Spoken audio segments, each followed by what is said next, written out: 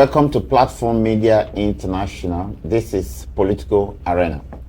My name is Joe Ehizoda. Tonight, we are concerned about the rate of graft among African leaders. And as you will agree with me, the propensity for African leaders to cheat the system and exploit their position to their own personal benefit is the undoing of African development. Tonight I have in the studio my friend Jerry Gbadi. Jerry Gbadi, welcome to the program. Thank you, Joe. It's my pleasure being here. Yesterday, you made a very, very comprehensive presentation in the celebration of Sierra Leone independence. And this is what you talked about the propensity of African leaders to be light-handed and cheating their country Commonwealth. Everybody, what is it about African leaders and graft? What is it? Thank you, Joe. In Africa, people go to office or they come to power not with the intention, majority of them, let me say, not with the intention of serving their countries, not with the intention of developing their countries, but they use the office space as a means of getting rich quick.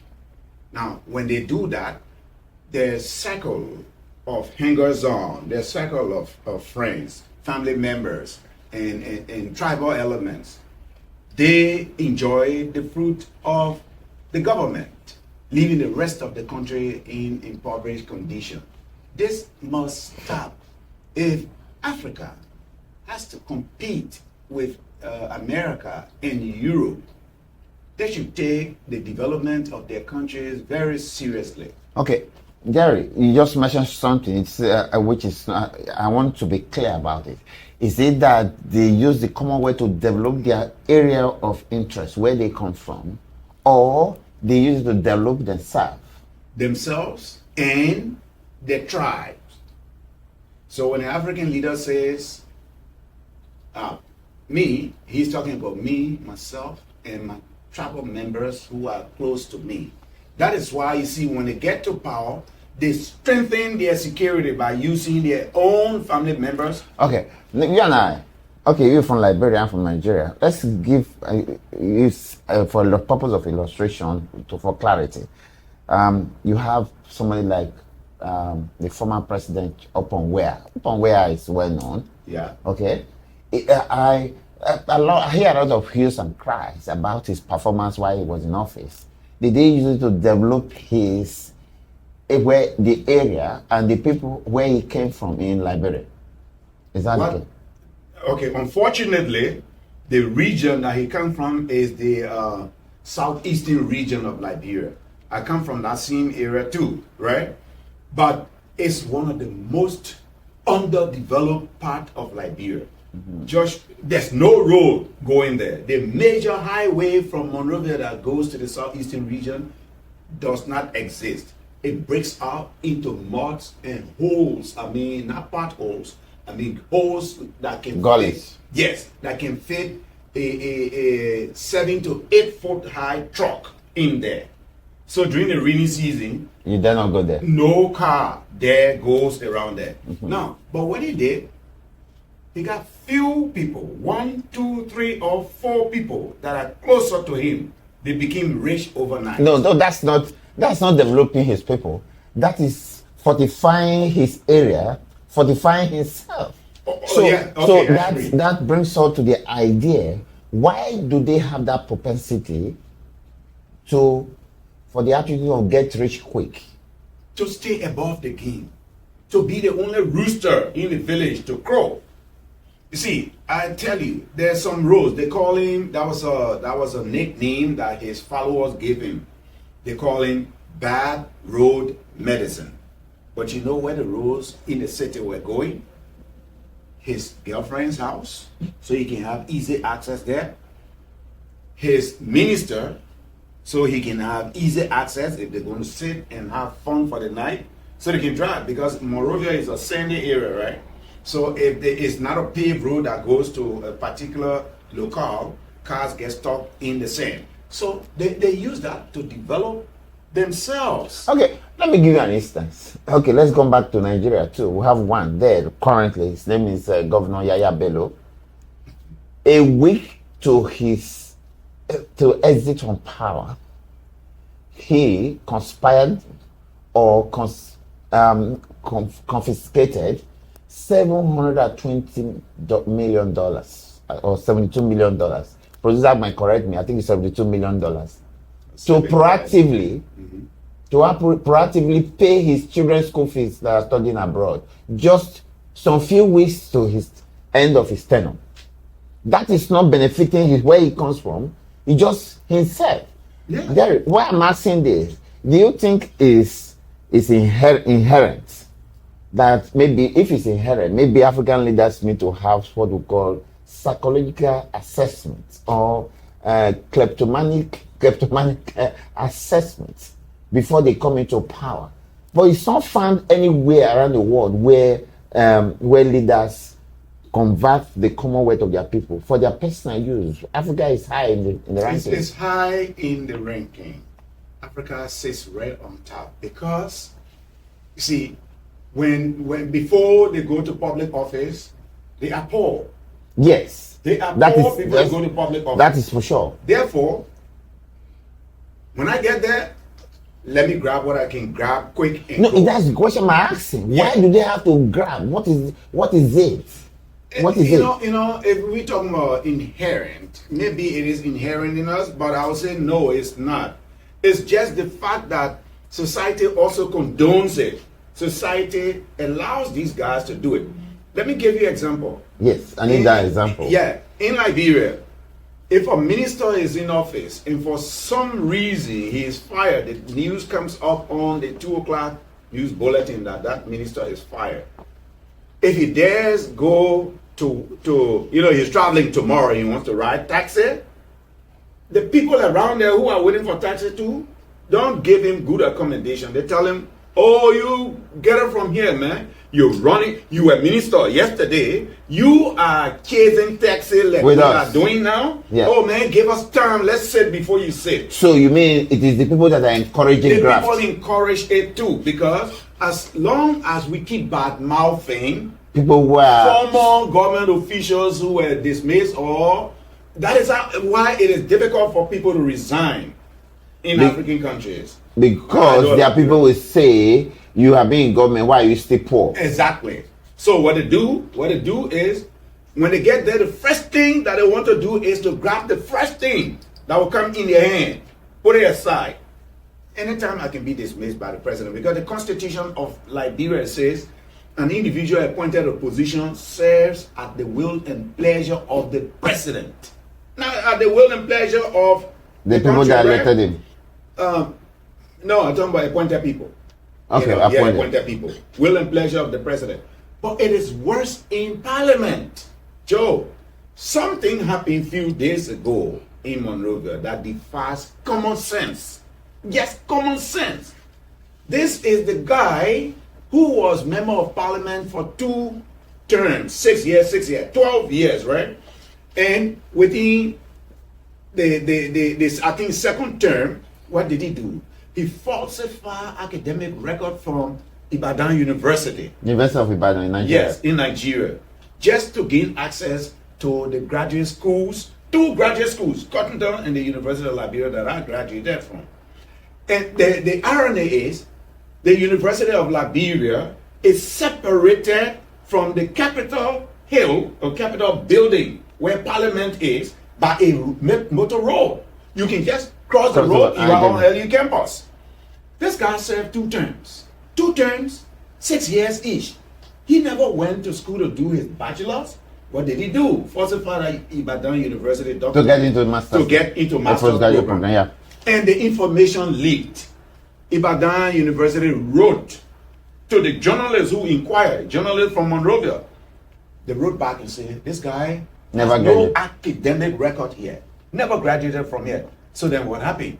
The 2 universities expelled him. Okay. They expelled him, right?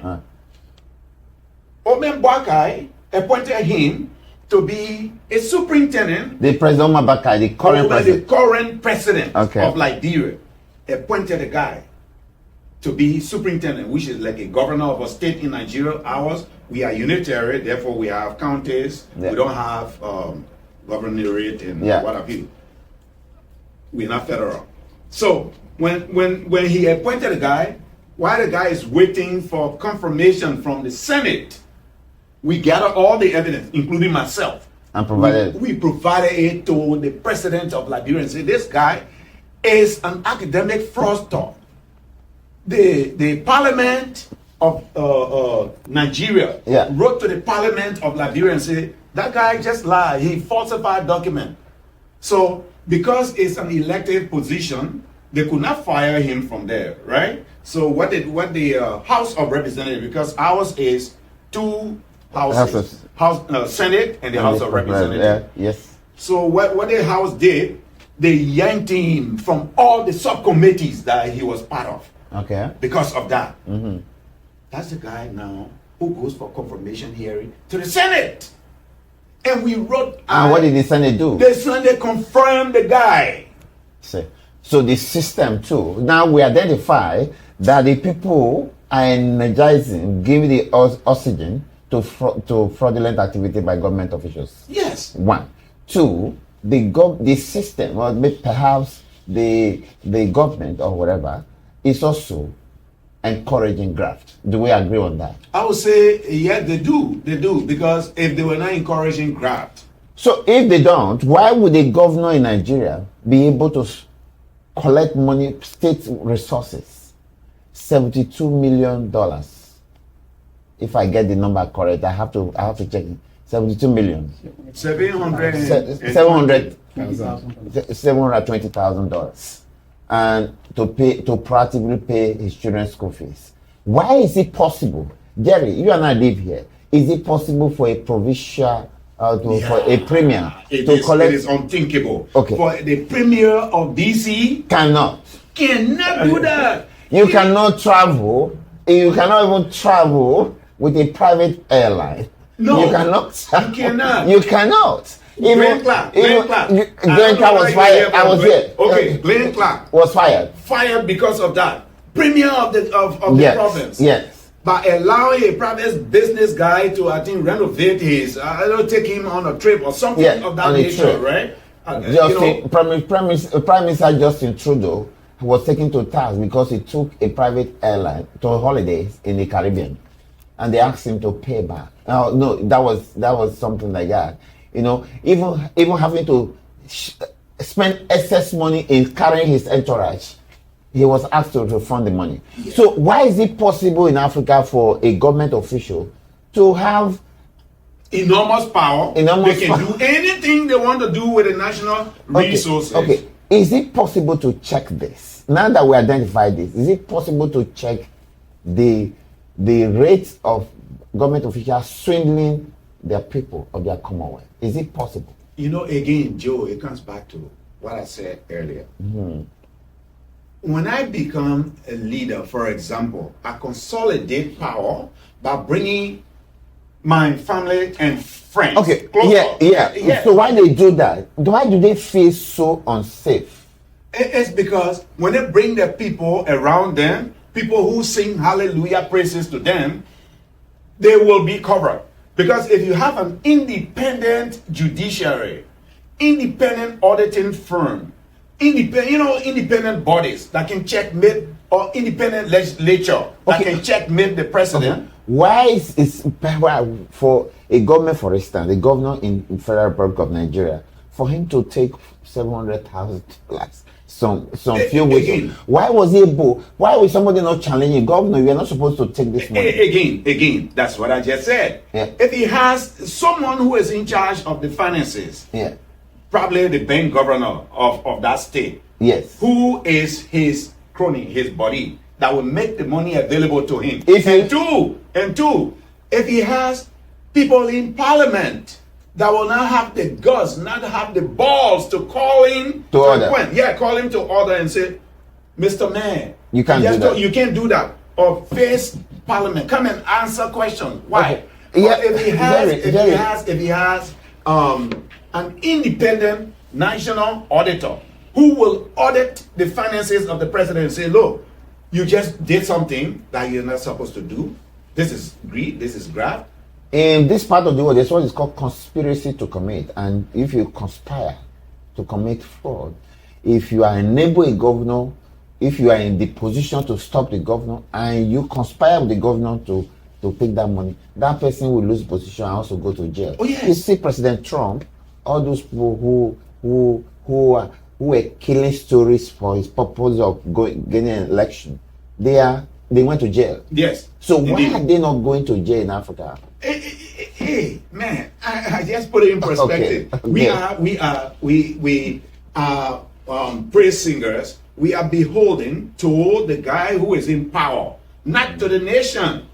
You see? Perhaps, let's say because police are telling us it's time, perhaps the way we put down our structure enables graft, because if somebody have the gut to say, Mr. President, Mr. Governor, you don't have this power, or people don't have balls anymore, right? Pardon my words. And the guy has like an attack dog, right? Read Animal Farm. If you read Animal Farm, you will know exactly. The attack dogs that he has will be the chief of security, the chief of police, The commissioner, the person in charge of finance. Okay, so then people are afraid to speak out or to call the president to boast. If you do that, the chief of security will go and pick you up, you disappear. When you disappear, everybody is cowed into submission. They go in the place and they say, let's leave it the way it is. Does it look hopeless? It looks hopeless, but like I said last night, it takes a leader with the guts, with the political will to do it, to prosecute. You get out of office, they can prosecute you for the looting that you did while you were serving. If the Constitution protects you while you are serving, when you get out, you face the music. You face the music. But let me tell you what one governor said in Nigeria. He said, I will steal so much so that I have the money to fight any charges of corruption against me. He said, well, Jerry, so I think we're getting somewhere. My hope tonight is that, I'm very hopeful tonight, because we identify, one, that is the people who encourages graft. Two, the system allows the governors and president cronies to breathe air into the act of corruption in Africa. But the only thing I'm saying is this: when will people step up to say we are for this correction of this manipulation of this system? That's where the problem lies. Jerry, I want to thank you again for the incisive discussion of this topic, because this is the main bane of African countries. And if leaders do not conspire to take the people's word, I think Africa development. We have all the wealth. We have everything that the Europeans and Americans go for. Yes. Naturally, we are rich, but yet we are poor. Why? Well, it's an irony. Thank you so much for coming, and appreciate everything you have said. Well, viewers, that is the disturbing state of graft in African political system. And I hope those who are listening, and if our leaders are listening, they should stand up and correct this system, because the world is leaving Africa behind. Have a good night. Bye-bye.